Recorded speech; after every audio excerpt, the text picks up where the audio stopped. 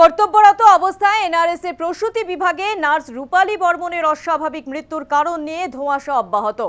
মাত্রাতিরিক্ত anaesthesia ওষুধেই কি মৃত্যু পটাশপুরের বাসিন্দার?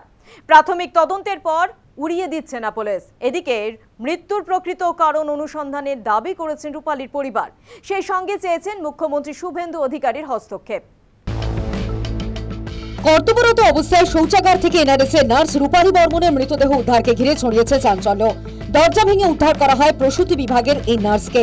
পাশে পড়েছিল সিরিঞ্জ এবং অ্যানেস্থেশিয়ার বহুল প্রচলিত ওষুধ ফেন্টালিনের একাধিক ভায়াল। প্রতিটি ভায়াল 2 মিলিলিটারের। ফেন্টানিল কড়া ডোজের সিডেটিভ। ক্যান্সারের মতো অসুখের মারণ যন্ত্রণা থেকে মুক্তি দিতে শরীরে প্রয়োগ করা হয়। মৃতের কনুইয়ের সংযোগস্থলে ইনজেকশন সূচের ক্ষতচিহ্ন মিলেছে। মাত্রাতিরিক্ত ওষুধ প্রয়োগে মৃত্যু হতে পারে বলে সন্দেহ তদন্তকারীদের। এদিকে রূপালীর অস্বাভাবিক মৃত্যু নিয়ে মুখ খুলেছে পরিবার। মৃত্যুর কারণ অনুসন্ধানে তদন্তের পাশাপাশি মুখ্যমন্ত্রী শুভেন্দু অধিকারীর হস্তক্ষেপ দাবি করা হয়েছে। নাইট ডিউটি ছিল, এসেছিল রাত 8টার সময়, এসে রাত 11:30-12টার দিকে সময় গেল, মারা গেছে। মারা গেল আমার যে মেয়েটা বিয়ে করেছে, যাকে আমার জামাই, সেই ফোন করলো আর কি, বলে রূপালীর নেই। পরে বললো 8 ঘন্টা পরে রূপালীকে আইসিউতে ভর্তি করা হয়েছে। আমি যাই হোক, যা তোর মেয়েটা তখন মনটাকে শান্ত হলো, আইসিউ যখন আছে যাই দেখাশোনা হবে। হ্যাঁ, তারপরে খানিকক্ষণ পরে বললো রূপালী আর নেই। আমরা তো বাড়িতে আছি, কোনো বুঝতে পারছি না।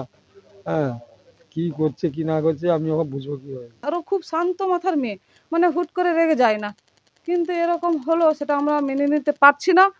এর জন্য আমরা বলবো ওই হাসপাতালের যিনি প্রধান, উনি যেন এর বিচার ব্যবস্থা সুপরিকল্পনা দেয়।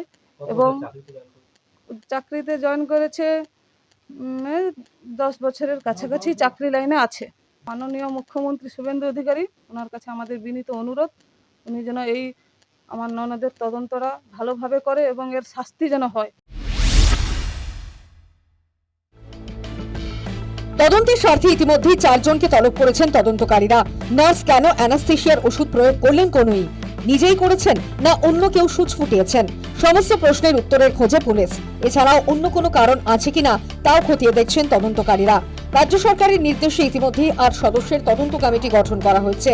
এনআরএস মেডিকেল কলেজের ফরেন্সিক বিভাগের প্রধানের নেতৃত্বে এই কমিটির 7 দিনের মধ্যে রিপোর্ট দেবে স্বাস্থ্য শিক্ষা অধিকর্তাকে। 12ই আগস্ট সন্ধ্যে 7টা থেকে 13ই আগস্ট সকাল 8টা পর্যন্ত সিসিটিভিতে নজর দিতে নির্দেশ দেওয়া হয়েছে।